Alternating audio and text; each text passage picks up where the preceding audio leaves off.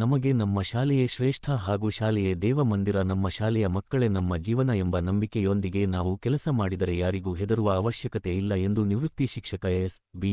ಗೌರಿ ಹೇಳಿದರು. ಪಟ್ಟಣದ ಗುರು ಭವನದಲ್ಲಿ ಅಲ್ಲಾಬಕ್ಷ ವಾಲಿಕಾರ ನಿರ್ದೇಶಕರು ಜಸಿಸಿ ಬ್ಯಾಂಕ್ ಹಾಗೂ ಕರ್ನಾಟಕ ಪ್ರಾಥಮಿಕ ಶಾಲಾ ಶಿಕ್ಷಕರ ಸಂಘ ಇಂಡಿ ಘಟಕ ಇವರ ಸಂಯುಕ್ತ ಆಶ್ರಯದಲ್ಲಿ ನಡೆದ ನಿವೃತ್ತಿ ಶಿಕ್ಷಕರಿಗೆ ಸನ್ಮಾನ ಹಾಗೂ ಸರಕಾರಿ ನೌಕರರ ಸಂಘದ ನಾಮ ನಿರ್ದೇಶಕ ಸದಸ್ಯರಿಗೆ ಸನ್ಮಾನ ಕಾರ್ಯಕ್ರಮದಲ್ಲಿ ಮುಖ್ಯ ಅತಿಥಿಯಾಗಿ ಮಾತನಾಡಿದರು. ನಮ್ಮ ಶಿಕ್ಷಕರು ಇಂದು ಬಹಳಷ್ಟು ಸಮಸ್ಯೆಗಳನ್ನು ಅನುಭವಿಸುತ್ತಿದ್ದು, ಅಲ್ಲಾಬಕ್ಷ ವಾಲಿಕಾರ ಅವರು ಪ್ರತಿವರ್ಷ ಶಿಕ್ಷಕರಿಗೆ ಟ್ಯಾಕ್ಸ್ ಫಾರ್ಮ್ ಹಾಗೂ ಶಿಕ್ಷಕರ ವೇತನದ ಮಾಹಿತಿಯನ್ನು ಮೆಸೇಜ್ ಕಳಿಸುವುದು ಸೇರಿದಂತೆ ಅವರು ಶಿಕ್ಷಕರಿಗಾಗಿ 24 ಗಂಟೆ ಶಿಕ್ಷಕರ ಸೇವೆ ಮಾಡುತ್ತಿದ್ದಾರೆ. ಇವತ್ತು ಶಿಕ್ಷಕರು ಸಮಾಜದಲ್ಲಿ ಜಾಗೃತರಾಗಿರಬೇಕು. ಒಗ್ಗಟ್ಟಿಯಾಗಿದ್ದರೆ ಮಾತ್ರ ನಾವು ಯಶಸ್ಸು ಆಗಲು ಸಾಧ್ಯ. ಅಲ್ಲಾಬಕ್ಷ ವಾಲಿಕಾರ ನಮ್ಮ ಮುಂದೆ ಬೆಳೆದು ಬಂದ ವ್ಯಕ್ತಿಯವರು ಶಿಕ್ಷಕರ ಸಮಸ್ಯೆಗಳನ್ನು ಗಮನಿಸಿ ನಮ್ಮ ಜಿಲ್ಲೆಯ ಶಿಕ್ಷಕರಿಗೆ ಅವರು ನಾವು ಯೋಚಿಸುವುದಕ್ಕಿಂತ ಹೆಚ್ಚು ಸ್ಪಂದಿಸುವ ಕಾರ್ಯ ಮಾಡಿದ್ದಾರೆ. ಅವರು ಶಿಕ್ಷಕರಿಗೆ ಅನೇಕ ರೀತಿಯಲ್ಲಿ ಸಹಾಯ ಸಹಕಾರ ಮಾಡಿದ್ದಾರೆ. ಅವರ ಮಾಡದಿರುವ ಕಾರ್ಯಗಳನ್ನು ಇವತ್ತು ಅವರಿಗೆ ಎಲ್ಲಾ ಹುದ್ದೆಯನ್ನು ಪಡೆದು ಶಿಕ್ಷಕರ ಸೇವೆ ಮಾಡುತ್ತಿದ್ದಾರೆ. ಅಲ್ಲಾಬಕ್ಷ ವಾಲಿಕಾರ ಇವತ್ತು ಎಲ್ಲಾ ನಿವೃತ್ತಿ ಶಿಕ್ಷಕರನ್ನು ಒಟ್ಟುಗೂಡಿಸಿ ನಮ್ಮನ್ನು ವೇದಿಕೆ ಮೇಲೆ ಕುರಿಸಿ ಸನ್ಮಾನಿಸಿದ್ದಾರೆ. ಅವರು ಈ ಕಾರ್ಯಗಳು ಅವರು ಒಳ್ಳೆಯ ವಿಚಾರಗಳನ್ನು ಹೇಳುತ್ತದೆ. ದಯವಿಟ್ಟು ಎಚ್.ಎಸ್. ಮಾರಾಯಗೋಳ ಶಿಕ್ಷಕರು, ಆರ್.ಸಿ. ರಾಠೋಡ್ ಸರ್ ಅವರು, ಎ.ಎಂ. ಶಿವಣಗಿ ಸರ್ ಅವರು, ಡಿ.ಜೆ. ಚವಾಣ್ ಸರ್ ಅವರು, ಎ.ಆರ್. ಲಾಲ್ಸಿಂಗಿ ಸರ್ ಅವರು ವೇದಿಕೆಗೆ ಬಂದು ಅವರ ಒಂದು ಸನ್ಮಾನವನ್ನು ಸ್ವೀಕರಿಸಬೇಕಂತ ವಿನಂತಿ ಪೂರ್ವಕವಾಗಿ ಕೇಳ್ಕೊಳ್ತಾ ಇದ್ದಾರೆ.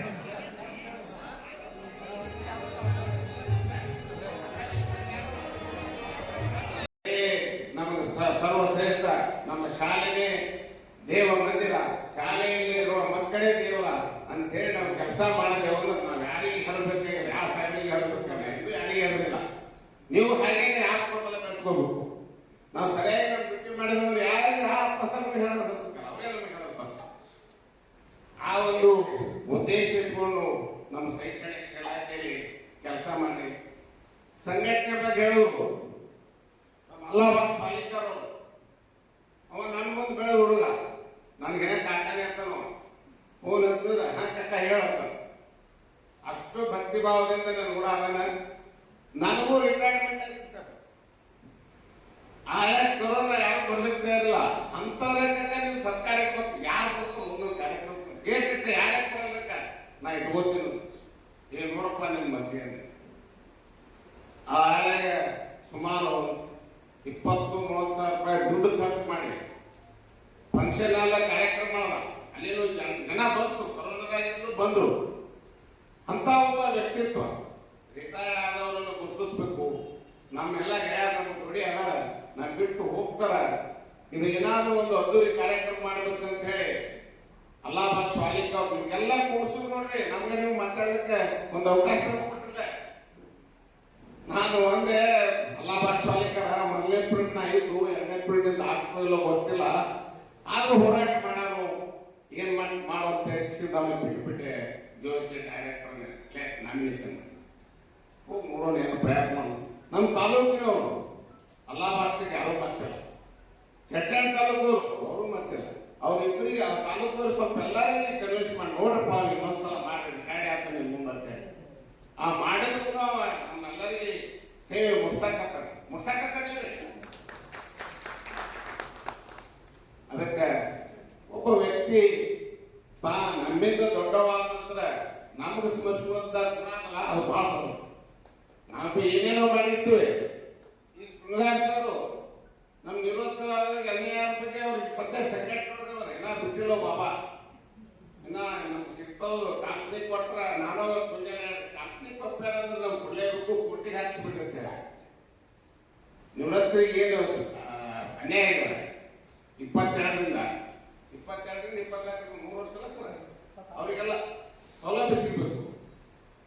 ಆ ಸೌಲಭ್ಯ ಸಿಗುವಂತೆ ಹೋರಾಟ ಮಾಡಿ ಅದಕ್ಕೆ ನಿಮ್ಮ ಸರ್ಕಾರ ಕೋರ್ಟ ಮನ್ನಣೆ ಕೊಡ್ತೋ ಅಂತೇಳಿ. ಯಾಕಂದ್ರೆ ಹೋರಾಟ ಮಾಡಿದ್ರೆ ಏನು ಸಿಗಲ್ಲ ಅಂತ ಪರಿಸ್ಥಿತಿ ಬಂದದ. ತಮ್ಗೆಲ್ಲರಿಗೆ ಇವತ್ತ ಬಂದಂತ ಗೆಸ್ಟ್ ಟೀಚರ್ಸ್ ಮನಸ್ಸೊಲಿಸಿ ನಮ್ಮ ಶಾಲೆಗಳು ಬಹಳ ಚೆನ್ನಾಗಿ ಸುಧಾರಣೆ ಆಗಬೇಕು. ಆ ನಿಟ್ಟಿನಲ್ಲಿ ತಾವೆಲ್ಲ ಕೆಲಸ ಮಾಡಾಕತ್ತೀರಿ. ಯಾಕಂದ್ರೆ ನಮ್ಮ ಜಿಲ್ಲೆಯೊಳಗೆ ನನ್ನ ತಾಲೂಕಿನ ಬಗ್ಗೆ ಯಾವುದೇ ರಿಪೋರ್ಟ್ಸ್ ಇರಲಿಲ್ಲ. ಅವರು ಸಾಧಾರಣ 20 ವರ್ಷ ಒಂದು 20 ವರ್ಷ ನಾವು ಪದಾಧಿಕಾರಿ ಬೇರೆ ಯಾರು ಇಲ್ಲ ಅಂತ ನಾವು ಮುಂದೆ ಹೇಳ್ಕೊತಿದ್ರು. ನಮ್ಮ ಶಾಲೆಗಳು ಚೆನ್ನಾಗಿದಾವೆ, ನಮ್ಮ ಶಿಕ್ಷಕರು ಚೆನ್ನಾಗಿದ್ದಾರೆ, ನಾವು ಆ ರೀತಿ ಕೆಲಸ ಮಾಡ್ತೀವಿ. ಸ್ವತಃ ಬಿಜೆಪಿ ಸರ್ ಬಂದು ಧಾರವಾಡದಿಂದ ಬಂದು ತಾಲೂಕು ಬೆಸ್ಟ್ ಅಂತ ಹೇಳೋರು ಸಾಕು. ಒಬ್ಬ ಶೈಕ್ಷಣಿಕ ಕಮಿಷನರ್ ಆಫೀಸಲ್ಲಿ ದುಡಿದವರು ಅನುಭವಿ ಗ್ರೂಪ್ ಅಂತ ಸರ್ಟಿಫಿಕೇಟ್ ಕೊಟ್ಟೋದು ಸಾಕಲ್ಲ. ಅದಕ್ಕೆ ಆನಂದ ಏನಾದ್ರು ಹೇಳ್ರಿ, ನಿಮ್ಮ ಶಾಲೆಗೆ ಡಂಗೇಡ್ ಸರ್ ಬಂದು ಗುಡ್ ಅಂದ್ರೆ ಸಾಕಲ್ಲ.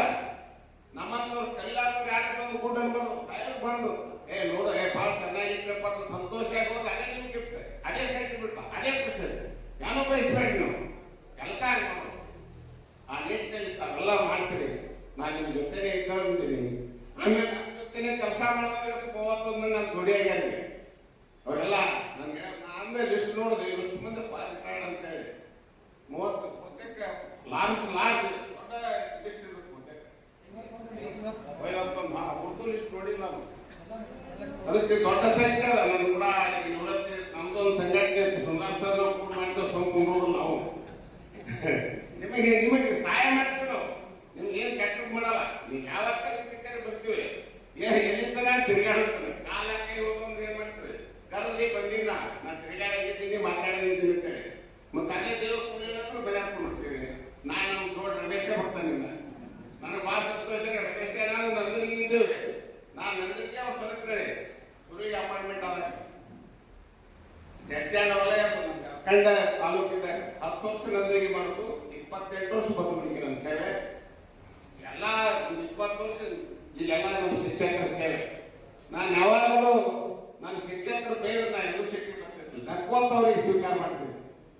ಎಲ್ಲರೂ ಬೈತೀನಿ, ನಾನು ಗೆಳೆಯರೆಲ್ಲ ಬೇರೆಯವರವರ, ಬಟ್ ಅದು ಅಷ್ಟು ಆನಂದ ನನಗೆ ಅವ್ರು ಬೇರೆಯವರು ಕೆಲಸ ಹೇಳೋದ್ರೆ ಸರ್ಕಾರಿ ಬ್ಯಾಂಕು ಜೊತೆಗೆ ಕರ್ನಾಟಕ ರಾಜ್ಯ ಪ್ರಾಥಮಿಕ ಶಾಲಾ ಶಿಕ್ಷಕರ ಸಂಘ ಬೆಂಗಳೂರು ಇಂಡಿ ತಾಲೂಕಾ ಘಟಕ ಇವರಿಬ್ಬರು ಸಹಯೋಗದಲ್ಲಿ ನಿವೃತ್ತ ಶಿಕ್ಷಕರ ಒಂದು ಸನ್ಮಾನ ಸಮಾರಂಭವನ್ನು ಏನು ಕೈಗೊಂಡಿದ್ದಾರೆ, ಇದು ಅವಿಸ್ಮರಣೀಯ ಕಾರ್ಯಕ್ರಮ ಅಂತಲೇ ಹೇಳಬಹುದು.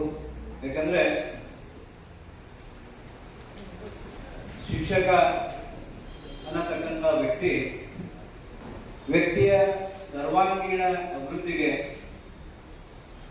ತನ್ನ ಈ ಜೀವಮಾನವೆಲ್ಲ ಶ್ರಮಿಸ್ತಾನೆ.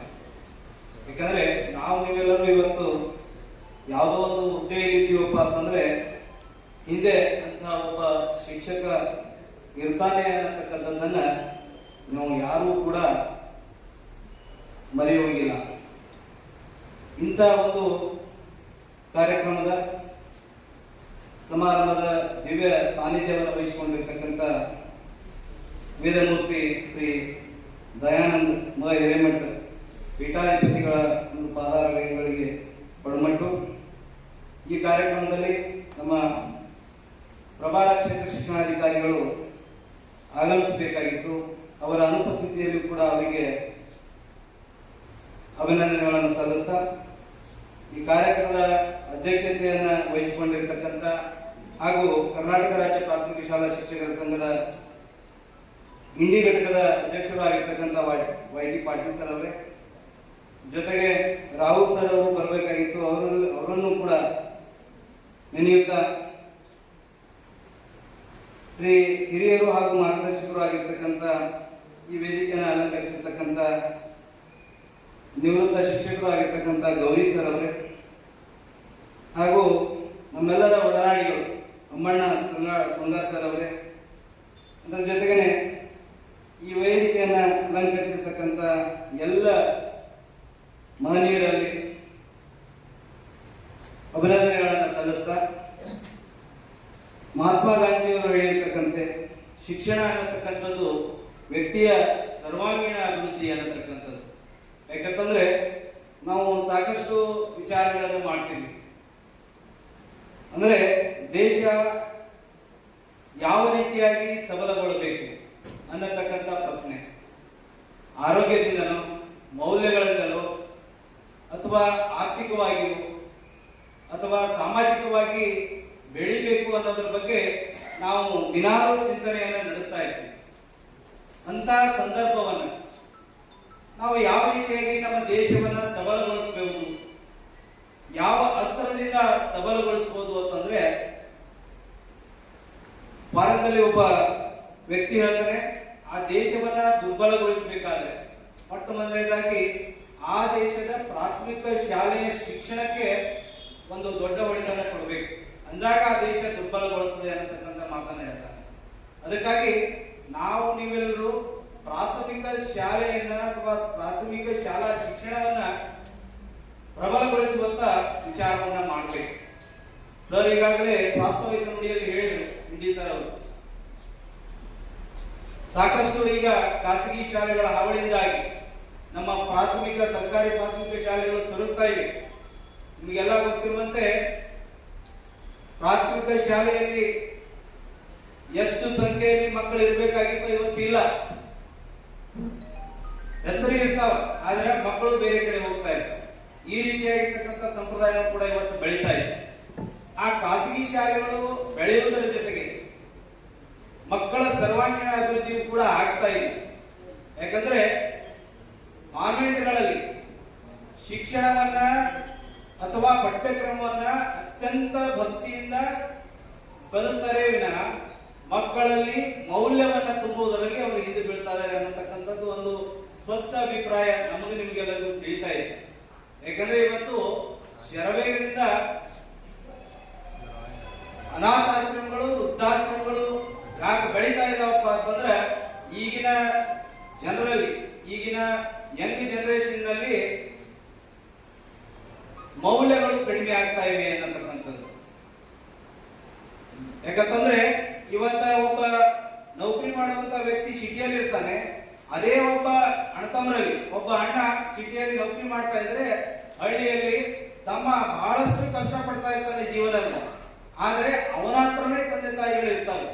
ಅದೇ ಒಬ್ಬ ಶ್ರೀಮಂತ ಅಣ್ಣ ತಂದೆ ತಾಯಿಯನ್ನ ವೃದ್ಧ ತಂದೆ ತಾಯಿಗಳನ್ನು ಇಟ್ಕೊಳ್ಳಿಕ್ಕೆ ಬಯಸೋದಿಲ್ಲ. ಅವರನ್ನ ಗ್ರಾಮೀಣ ಪ್ರದೇಶದಲ್ಲಿ ಬಿಟ್ಟು ತನ್ನ ಒಂದು ಸಣ್ಣ ಕುಟುಂಬವನ್ನು ನಡೆಸಿಕೊಂಡು ಸಿಟಿಯಲ್ಲಿ ಇರ್ತಾ ಇರ್ತಾರೆ. ಅಂತ ಮೌಲ್ಯಗಳು ಇವತ್ತು ಬೆಳೀತಾ ಇದೆ. ಇದು ಸರ್ವಾಂಗೀಣ ಅಭಿವೃದ್ಧಿ ಅನಿಸ್ಕೊಳ್ಳಾಗಿಲ್ಲ. ಅದಕ್ಕಾಗಿ ನಮ್ಮ ಪ್ರಾಥಮಿಕ ಶಾಲೆಗಳಲ್ಲಿ ಇವತ್ತ ಮೌಲ್ಯ ಶಿಕ್ಷಣ ಅನ್ನತಕ್ಕಂಥದ್ದು ಏನಾದರೂ ಇದ್ರೆ ಅದು ನಮ್ಮ ಶಿಕ್ಷಕರು, ಸರ್ಕಾರಿ ಪ್ರಾಥಮಿಕ ಶಾಲಾ ಶಿಕ್ಷಕರು ಮಾತ್ರ ತುಂಬಲಿಕ್ಕೆ ಸಾಧ್ಯವಿದೆ. ಅದನ್ನು ಬಿಟ್ಟರೆ ಬೇರೆ ಯಾರು ಕೂಡ ತುಂಬಲಿಕ್ಕೆ ಸಾಧ್ಯವಿಲ್ಲ ಅನ್ನತಕ್ಕಂಥದ್ದನ್ನ ನಾನು ಬಹಳಷ್ಟು ಹೆಮ್ಮೆಯಿಂದ ಹೇಳ್ತಾ ಇದ್ದೀನಿ. ಯಾಕಂದ್ರೆ ಇವತ್ತು ದೇಶ ಏನೋ ಆರ್ಥಿಕತೆಯಲ್ಲಿ ಸಾಮಾಜಿಕವಾಗಿ ಬೆಳೀತಾ ಇದೆ, ಆದ್ರೆ ಜನರಲ್ಲಿ ಮೌಲ್ಯ ಶಿಕ್ಷಣ ಅನ್ನತಕ್ಕಂಥದ್ದು ಕೊರತೆಯಾಗಿ ಕಾಣ್ತಾ ಇದೆ ಅನ್ನತಕ್ಕಂಥ ವಿಚಾರವನ್ನ ನಾವು ಇವತ್ತು ವ್ಯಕ್ತಪಡಿಸಬೇಕಾಗ್ತದೆ. ಅದಕ್ಕಾಗಿ ನಾವು ದುಡಿಬೇಕಾಗ್ತಾ ಇದೆ. ಮತ್ತು ಪ್ರಸ್ತುತವಾಗಿರ್ತಕ್ಕಂಥ ಸಮಸ್ಯೆಗಳು ಪ್ರಾಥಮಿಕ ಶಾಲೆಗಳು ಎದುರಿಸ್ತಾ ಇರ್ತಕ್ಕಂಥ ಒಂದು ಏನು ಅಪ್ಪ ಅಂತಂದ್ರೆ ಮಕ್ಕಳು ಕ್ಷೀಣಿಸ್ತಾ ಇದ್ದಾರೆ, ಮಕ್ಕಳ ಸಂಖ್ಯೆ ಕ್ಷೀಣಿಸ್ತಾ ಇದೆ. ಹೆಚ್ಚುವರಿ ಪ್ರಕ್ರಿಯೆ ಈಗ ಜಸ್ಟ್ ನೆಕ್ಸ್ಟ್ ಮಂತ್ ಸ್ಟಾರ್ಟ್ ಆಗ್ತಾ ಇದೆ. ಇದನ್ನೆಲ್ಲ ಮನಗಂಡಿರ್ತಕ್ಕಂಥದ್ದನ್ನು ನಾವೆಲ್ಲರೂ ಇವತ್ತು ಏನಾಗಬೇಕಾಗಿದೆ ಅಂದ್ರೆ ಪ್ರಾಥಮಿಕ ಶಾಲೆಗಳಲ್ಲಿ ಮಕ್ಕಳ ಸಂಖ್ಯೆಗಳನ್ನ ಹೆಚ್ಚಿಸುವಂತ ಗಮನ ನೀಡಬೇಕಾಗಿದೆ. ಅದಕ್ಕಾಗಿ ಇವತ್ತ ನಿವೃತ್ತಿ ಆಗಿರ್ತಕ್ಕಂಥ ಶಿಕ್ಷಕರನ್ನ ಏನು ನಾವು ಸನ್ಮಾನಿಸ್ತಿದ್ದೇವೆ, ಅವರ ಸನ್ಮಾರ್ಗದಲ್ಲಿ ಅವರು ಹಾಕಿಕೊಟ್ಟಿರ್ತಕ್ಕಂಥ ಮೌಲ್ಯಗಳನ್ನ ನಾವು ನಮ್ಮಲ್ಲಿ ತುಂಬಿಕೊಂಡು ಯಾವ ರೀತಿಯಾಗಿ ಇವತ್ತು ಗೌರಿ ಸರ್ ಇರ್ಬೋದು, ಅವರೆಲ್ಲ ಹಿರಿಯರು ಇರ್ತಕ್ಕಂಥ ಸಂದರ್ಭದಲ್ಲಿ ಯಾವ ರೀತಿಯಾಗಿ ನಮ್ಮ ಶಾಲೆಗಳು ನಾವು ಮುಂದಡಿ ಬರುತ್ತಿರ್ತ ಎಲ್ಲ ನನ್ನ ವೃತ್ತಿ ಬಂದವರು. ಬಹುಶಃ ನನಗೆ ಇವತ್ತು ಬಹಳ ಖುಷಿ ಆಗ್ತದೆ. ನಿವೃತ್ತ ನೌಕರರಿಗೆ ಪ್ರತಿ ವರ್ಷನೂ ಸೆಪ್ಟೆಂಬರ್ 5 ಇಲಾಖೆಗಳು ಸನ್ಮಾನ ಮಾಡಿರ್ತಕ್ಕಂಥದ್ದು ವಾಡಿಕೆ. ಅದಕ್ಕಿಂತ ಮುಂಚಿತವಾಗಿ ಏನು ನಿವೃತ್ತಿಯಾಗಿದ್ದಾರೆ ಆ ನಿವೃತ್ತ ನೌಕರರ, ನಿವೃತ್ತ ಶಿಕ್ಷಕರನ್ನ ಒಂದು ಸನ್ಮಾನ ಮಾಡಿ ಅವರಿಗೆ ಸಂತೋಷದಿಂದ ಬೀಳ್ಕೊಡ್ತಕ್ಕಂಥ ಕಾರ್ಯಕ್ರಮ ಹಮ್ಮಿಕೊಂಡಿರ್ತಕ್ಕಂಥ ಈ ನಮ್ಮ ಶಿಕ್ಷಕ ಸಂಘದ ಕಾರ್ಯ ನಿಜವಾಗಲೂ ನಾನು ಅಭಿನಂದಿಸ್ತಾ ಇದ್ದೇನೆ ಪದಾಧಿಕಾರಿ. ಯಾಕಂದ್ರೆ ನಾವು ನೋಡ್ತೀವಿ ಬಹಳ ಕಡೆ ನಿವೃತ್ತ ನೌಕರ ಕೆಲಸ ನಿವೃತ್ತಕ್ಕೆ ಬಹಳ ಬೆಲೆ ಇರುತ್ತೆ. ಬಟ್ ನಿವೃತ್ತಿ ಆದ್ಮೇಲೆ ಯಾಕೋ ಒಂದು ಕಡೆ ಸ್ವಲ್ಪ ಎಲ್ಲೋ ಇದನ್ನ ನನ್ನ ಅನುಭವ ಹೇಳ್ತೀನಿ. ಬಟ್ ಬೇರೆ ಒಂದು ಕಾಯ್ದೆ ಬಿಟ್ಟಿದ್ರೆ ಗೊತ್ತಿಲ್ಲ. ಆದ್ರೆ ದಯಮಾಡಿ ಹೇಳೋರು ಹಿರಿಯರನ್ನ ಅವರ ಒಂದು ಮಾರ್ಗದರ್ಶನ, ಅವರ ಒಂದು ಅನುಭವ ನಾವೆಲ್ಲರೂ ಪಡೆಯುವುದು. ಈಗಾಗಲೇ ನಾವು ಹಿಂದಿದ್ದೀವಿ. ನಾವು 94 ತಾಲೂಕಿಗೆ ಟ್ರಾನ್ಸ್ಫರ್ ಆಗಿ ಬಂದಾಗ ಈ ತಾಲೂಕಿನಲ್ಲಿ ಶಿಕ್ಷಕರಿದ್ರು ಹಿರಿಯರು ಯಾರಂದ್ರೆ ಎಂ ಕೆ ಭಾಗೇಶ್ ಅವರು, ಎಂ ಕೆ ಲಿಗಾಡೇಶ್ ಅವರು, ಕವೇಕರ್ ಅವರು, ಎಂ ಕೆ ಪಾಟೀಲ್ ಸರ್, ಇನ್ನು ಬಹಳಷ್ಟು ಜನ ಅವ್ರು Ankali sir, S V Ankali, G V Ankali, ಎಂಥ ಶಿಕ್ಷಕರು ಅವ್ರಿಗೆ ತಹಸೀಲ್ದಾರ್ ನಡೀತಿದ್ರು, ಅಸಿಸ್ಟೆಂಟ್ ಕಮಿಷನರ್ ತಹಸೀಲ್ದಾರ್ ನಡೀತಿದ್ರು. ಇಲೆಕ್ಷನ್ ಮೀಟಿಂಗ್ ಬಂದಾಗ ಅವರ ಒಂದು ಹೆಜ್ಜೆಯನ್ನು ನಾವು ಗೌರವಿಸೋದು. ಅವರ ಜೂನಿಯರ್ ಅವರೆಲ್ಲ ಅವ್ರ ಈಗ ಓಡಾಡ್ತಕ್ಕಂಥ ಒಂದು ಆಗಿನ ಕಾಲದೊಳಗೆ ಸಂಘಟನೆ ನೋಡಿದ್ರೆ ಇಂಡಿ ತಾಲೂಕಿನ ಸಂಘಟನೆ ಯಾವತ್ತೂ ಮುಂಚೂಣಿ ಇದೆ, ಈಗಲೂ ಇದೆ, ಇಲ್ಲ ಅಂತ. ಆದರೆ ಒಂದು ಇತ್ತೀಚೆಗೆ ನಾವು ಗಣನೆ ನೋಡ್ತಾ ಇದ್ದೀವಿ. ನಾವು ಗೌರವಿಸೋ ಕೆಲಸ ಮಾಡುವಾಗ 15 ವರ್ಷ ಕಾರಣ ಮೀಟಿಂಗ್ ಕರಿಬೇಕಾದ್ರೆ 15 ವರ್ಷ ಕಾರಣ ಲೇಟ್ ಬರ್ತಿತ್ತು. ಇವತ್ತೆಲ್ಲ ಬೆಳಕಿನಲ್ಲಿ ನೀವೆಲ್ಲ ಕೆಲಸ ಮಾಡ್ತೀರಿ. ಅದು ಒಳ್ಳೆಯದಕ್ಕೂ ಬಳಸ್ತಾ ಇದ್ರಿ, ಕೆಟ್ಟದಕ್ಕೂ ಬಳಸ್ತಾ ಇದ್ರಿ. ನಿಜವಾಗ್ಲೂ ಭಾಳ ನೋವಿಸ್ತಾ ಇದೆ. ಯಾಕಂದ್ರೆ ಇತ್ತೀಚೆಗೆ ಏನು ನಮ್ಮ ಹಿಂದಿನ ಹಿರಿಯರು ಹಾಕಿಬಿಟ್ಟಿರ್ತಕ್ಕಂಥ ಜಾಗ ಯಾವುದು ಶಿಕ್ಷಕ ಸಂಘದ ಜಾಗ ಸ್ವತಃ ಅವ್ರ ಕೈಯಲ್ಲಿ ದುಡ್ಡು ಹಾಕಿಸಿ ಅವಾಗಿನ ಕಾಲ 20-30 ಸಾವಿರ ಸರ್ ಶಿಕ್ಷಕ ಸಂಘದ ಜಾಗ ಸರ್ ಮತ್ತು ಸೊಸೈಟಿ ಜಾಗ. ಬಟ್ ಅದು ಹಿಂದೆ ಭಾಗವಹಿಸಿದ ಕಾಲದಲ್ಲಿ ಸೊಸೈಟಿ ಬಿಲ್ಡಿಂಗ್ ಆಗಿತ್ತು. ಅದರ ನಂತರ ಇತ್ತೀಚೆಗೆ ಬಬ್ಬು ಚಾಂದ್ಕೋಟೆ ಅವರ ತಂಡದ ನೇತೃತ್ವದಲ್ಲಿ ಹಾಗೂ ಹರಳೇಶ್ವರ ತಂಡದ ನೇತೃತ್ವದಲ್ಲಿ ಶಿಕ್ಷಕ ಸಂಘದ ಬಿಲ್ಡಿಂಗ್ ಆಯಿತು. ಶಿಕ್ಷಕ ಸೊಸೈಟಿ ಬಿಲ್ಡಿಂಗ್ ಎಂತ ಬಿಲ್ಡಿಂಗ್ ಇವತ್ತು ಅವ್ರು ಮಾಡಿದ್ರೆ ನಾವು ಹಿಂದೆ ಕೊಡಬೇಕು. ಮತ್ತು ಅವ್ರು ಅಕಸ್ಮಾತ್ ಮಾಡ್ಕೊಂಡು ಹೋಗಿದ್ರೆ ಆ ಜಾಗ ಸುಮ್ಮನೆ ಹೋಗೋದು. ಶಿಕ್ಷಕ ಸೊಸೈಟಿ ಜಾಗ ಹಿಂದೆ ಕಟ್ಟಡ ಇತ್ತು. ಶಿಕ್ಷಕ ಸಂಘದ ಜಾಗ ಯಾರಿಗೂ ಗೊತ್ತಿರಲಿಲ್ಲ.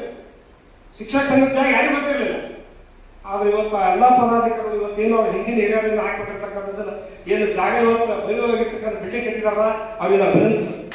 ನಾವು ಪೊಲೀಸರು ಆಗ ಮಾತಾಡ್ತಾ ಇರ್ತೀವಿ, ಅಲ್ಲಿ ಮುಂದೆ ಹಾಕಿದವ್ರಿಗೆ ಖುಷಿ ಅನಿಸ್ತಾ ಇದೆ ನಮಗೆ. ಯಾಕಂದ್ರೆ ನಾವು ಹಿರಿಯರೇ ಮಾಡಿರ್ತಕ್ಕಂಥದ್ದನ್ನೇ ಮತ್ತೆ ಉಳಿಸ್ಕೊಂಡಿಲ್ಲ, ಬೆಳೆಸ್ಕೊಂಡಿಲ್ಲ. ನಾವು ಹೆಮ್ಮೆ ಪಡಬೇಕು, ನಿಮ್ಮನ್ನು ಅಭಿನಂದಿಸಬೇಕು. ಇದು ಯಾವುದೇ ಮುಲಾಜಿಲ್ಲ. ಆದ್ರೆ ಕೆಲವೊಬ್ರು ನೋಡ್ತಾ ಇದ್ದಾರೆ ಇತ್ತೀಚೆಗೆ ಸಂಘಟನೆ ಇರಲಿ ನೋಡಿ ತಪ್ಪು ಆಗ್ಬೋದು, ನಾನು ತಪ್ಪಾಗಿರ್ಬೋದು.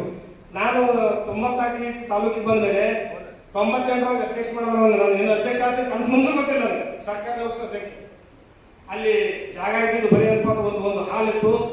ಆ ಹಾಲಲ್ಲಿ ಕಾಯಂ ಪುರಿಕೆ ಕಾಳು ಬೀಳ್ತಿತ್ತು. ಪುರಿಕೆ ಕಾಳು ಅಂದ್ರೆ ಮತ್ತೇನಾದ್ರು ಬೀಳ್ತಿತ್ತು. ಸಂಘದ ಎಲ್ಲ ಹಿರಿಯರಿಗೆ ಭಾಳ ಸರಿ ಗೊತ್ತಿದೆ. ಅಧ್ಯಕ್ಷ ಮಾಡಿದಾಗ ಮೊದಲನೇ ಅಧ್ಯಕ್ಷ ಚಾರ್ಜ್ ಕೊಡ್ಬೇಕಾದ್ರೆ 3 ತಿಂಗಳು ತೊಗೊಂಡ ಚಾರ್ಜೇ ಕೊಡಲಿಲ್ಲ. ಅವ ಚಾರ್ಜ್ ಕೊಟ್ಟು ಮುಂದೆ ಜಗಳ ಮಾಡಿಕೊಟ್ಟ. ಎಲ್ಲ ಮಾಲೀಕ ಸರಿ ಗೊತ್ತು, ಅಲ್ಲ ಗೊತ್ತದ, ಭಾಳ ಮಂದಿ ಗೊತ್ತು. ಇವತ್ತು ಆ ಬಿಲ್ಡಿಂಗ್ ಏನಾಗಿದೆ ಅನ್ನೋದು ಯಾರು ಕಟ್ಟಿದಾರೆ ಕೆಳಗನ್ನೋದು ಯಾರು ಹೇಳಲ್ಲ. ಮ್ಯಾಕ್ ಕಟ್ಟಿದ್ದೆ ಹೇಳ್ತಾರೆ. ಇರಲಿ ಮ್ಯಾಕ್ ಕಟ್ಟಿದ್ರು ಅವ್ರು ಖುಷಿಯೇ ಪಡೋದು, ಎಲ್ಲರೂ ಹೇಳಲ್ಲ. ಆದರೆ ಹ್ಯಾಂಗ್ ಕಟ್ಟಿದ್ರು ಅನ್ನೋದು ದಯಮಾಡಿ ಎಲ್ಲ ಯೋಚನೆ ಮಾಡೋದು. ಅವತ್ತು ನಾನು ನನ್ನ ಜೊತೆ ಪದಾಧಿಕಾರಿದ್ರು ಅವತ್ತು ಆಯರ್ ಬರೋದ್ರಲ್ಲಿ ನನ್ನ ಪದಾಧಿಕಾರಿ ಆಯರ್ ಬರೋದ್ರಲ್ಲಿ ಆಯರ್ ಬರೋದ್ರ ಗಲಗಲಿಸೋರು ಇದ್ರು. ಅವಾಗ ನಾವು ಹ್ಯಾಂಗ್ ಕಟ್ಟಿವಿ ಅಂದ್ರೆ ಅದು ನಮಗೆ ಗೊತ್ತು, ಅವರಿಗೆಲ್ಲ ಗೊತ್ತಿದೆ. ರವಿ ಪಾಂಡ್ರೆ ಈ ಬಸವನ ಪಾಂಡ್ಯ ಅಂತ ಕೈಕಾಲು ಕಡಿದವರು 3 ಸಲ ಜಾಗ ಏನಪ್ಪ ಅಂತ ಸರ್ಕಾರದ ಹೆಸರು ಬಿಡಿಸ್ಕೊಂಡರು. ಮನಸ್ಸು ಮಾಡಿದ್ರೆ ನನ್ನ ಹೆಸರು ಅರ್ಧ ಬಿಡಿಸ್ಬೋದಾಗಿತ್ತ. ಭಾಳ ಜನ ಬಿಡಿಸ್ಕೊಂಡ್ರು ಜಾಗ. ಯಾಕೆ ಸರ್ ಭಾಳ ಜನ ಬಿಡಿಸ್ಕೊಂಡ್ರು. ನಾನು ಮನಸ್ಸು ಮಾಡಿ ಬಿಡಿಸ್ಕೊಂಡಿಲ್ಲ. ಅದೇ ಇವತ್ತು ಪುಣ್ಯ ಅಂತ ನಾನು ಭಾವಿಸ್ತಾ ಇದ್ದೀನಿ. ಇವತ್ತು ನನ್ನ ಮಾತ್ರ 3 ಜನ ಡಾಕ್ಟರ್ ಎಮ್ ಡಾಕ್ಟರ್ ಮತ್ತು ಇಡೀ ತಾಲೂಕು ಸುಧಾರಿಸ ಸಾಕಿದೆ ನನಗೆ. ಇಡೀ ತಾಲೂಕು ಸುಧಾರಿಸ.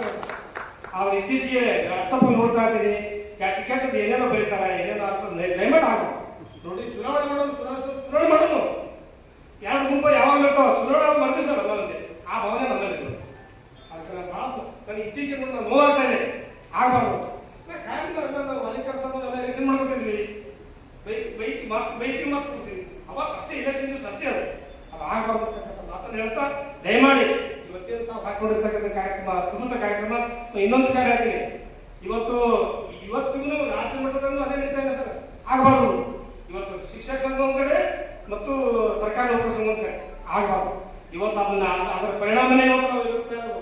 ಇವತ್ತಿಗೂ ನಮಗೆ ಪದೋನ್ನತಿ ಇಲ್ಲ, ಬಡ್ತಿ ಇಲ್ಲ. ಬರೀ ಯಾರಿಗೂ ಕೊಡ್ತೀನಿ ಇವರೇ ಹಾಕ್ಸ್ಯಾರ ಆಕ್ಚುಲಿ ಹಾಕ್ಸಿ ಕೋರ್ಟಾಗ ಮುಂದೆ ಹಾಕೊಂಡ್ರೆ ವಾಟ್ಸಪ್ನಾಗ ಎಂದು ಫೋಟೋ ತಗೊಂಡಿರ್ತಾರ. ಹಂಗೆ ದಿನ ಬಿಡ್ತಾರೆ ರಾಜ್ಯದ ಪದಾಧಿಕಾರಿ ನೌಕರ ಸಂಘ ಹೇಳ್ತೀನಿ, ಶಿಕ್ಷಕ ಸಂಘ. ಸರ್ಕಾರಿ ನೌಕರ ಅಧ್ಯಕ್ಷರ ಬಗ್ಗೆ ಕೆಲವರು ಏನೋ ಬರೀತಿರ್ತಾರೆ. ನಾನು ಪ್ರಶ್ನೆ ಮಾಡ್ತೀನಿ. ನನಗೆ ನಿವೃತ್ತಿಗೆ ನನ್ನ ಅನುಭವ ಇದೆ.